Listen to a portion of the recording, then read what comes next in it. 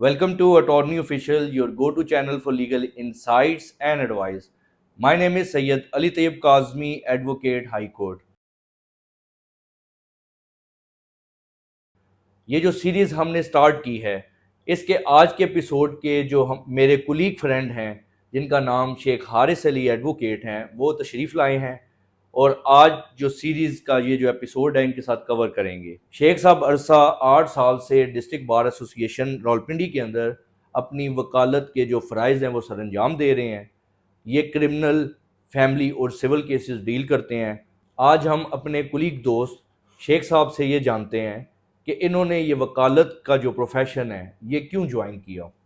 Thank you Kazmi साहब, आपने मुझे अपने पॉडकास्ट में दावत दी। बहुत अच्छा लगा। तो आपके पहले क्वेश्चन में जो बात छुपी हुई है वो क्यों मैं इस प्रोफेशन में आया जी।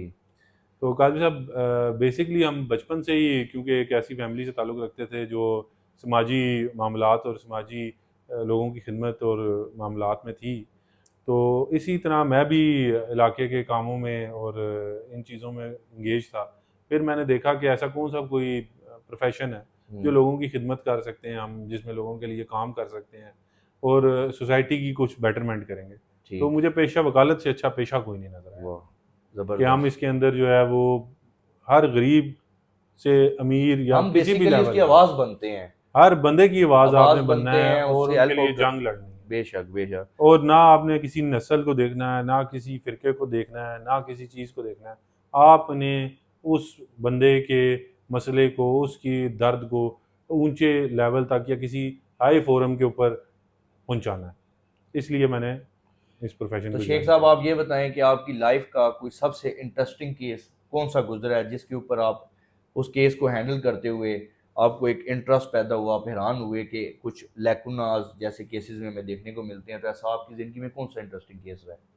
काज़ी साहब, ऐसे तो बहुत सारे केसेस हैं, लेकिन मैं क्योंकि पॉडकास्ट पहला है तो पहले ही एक केस से शुरू करूँगा कि मेरा पहला केस था जो मैंने क्रिमिनल इंगेज किया। मेरे एक एक्यूज़ की तरफ से हम 9C के केस में थे। ठीक, नारकोटिक्स के। नारकोटिक्स के केस में थे। नारकोटिक्स के केस में बेसिकली उसके ऊपर चर्च का एक मुकदमा दर्ज हुआ और एक्यूज़ड हमारे पास आया। उसने हमें अपनी स्टोरी सुनाई कि जो एफआईआर है वो बेसिकली ये थी कि जो एक्यूज़ड है वो नारकोटिक्स बेच रहा था और पुलिस ने उसको गिरफ्तार किया और एफआईआर दे दी। ठीक।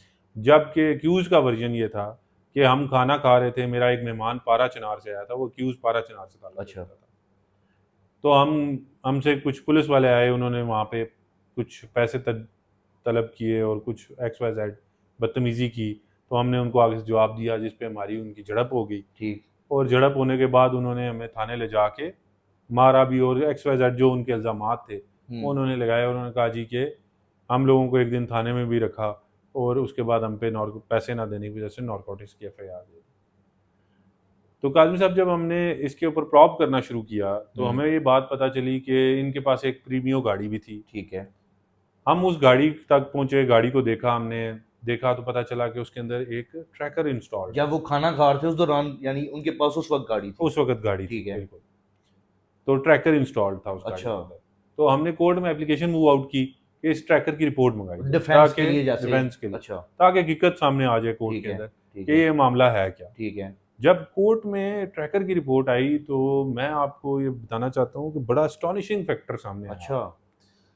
कि वो गाड़ी थाने में वाकई एक दिन पहले मौजूद थी ट्रैकर की रिपोर्ट के मुताबिक। ठीक है। और और ना सिर्फ एफआईआर कब की थी? एफआईआर जो है वो एक दिन बाद काटी गई, अच्छा। 24 घंटे के बाद एफआईआर काटी गई। तो जबकि 24 घंटे इलीगल कन्फाइनमेंट में। इनलीगली अच्छा। वो गाड़ी 24 घंटे पहले वो गाड़ी थाने में थी। ठीक है।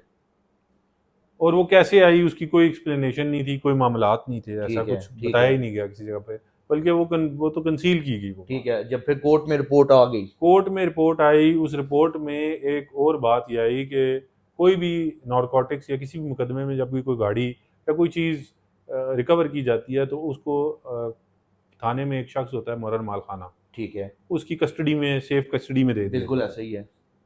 और फिर ना कोई बंदा उसको टच कर सकता है, ना उसको कोई उसकी कोई नेचर चेंज कर सकता है, ना कुछ ऑब्वियसली भी नहीं कर पुलिस की सकता। जिम्मेदारी है, जिस तरह बाइक उसको सब सेव करना, उस बेसिकली बिल्कुल उसको सही है। हर किस्म की चीज़ से उसको सेव करना उनकी जिम्मेदारी होती है।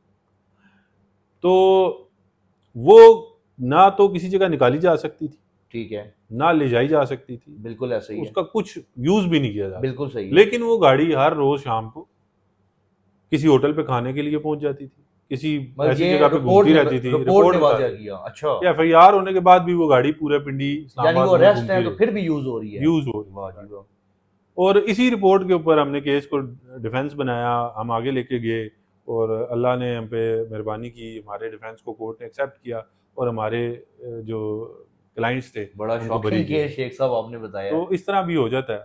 और लेकिन ये है कि इंसाफ जो है उसको कोई दबा नहीं सकता, ज़ाहिरी बात है, जो झूठ आपको है वो झूठ तो कोर्ट भी सामने आता ही ये आता देख लेती हैं कि झूठ क्या है, सच क्या है, है, ठीक ऐसे है। ही आता ही अगर आता है। आपके साथ भी इस तरह की कोई इंटरेस्टिंग स्टोरी हुई है तो आप कमेंट्स के अंदर बताइएगा, और अगर आपने शेख साहब की इस जो इन्होंने केस इस तरह हैंडल किया उसके जो आपने सारी स्टोरी सुनी, अगर आपने उसे पसंद की है तो लाइक, शेयर और चैनल को सब्सक्राइब कीजिएगा।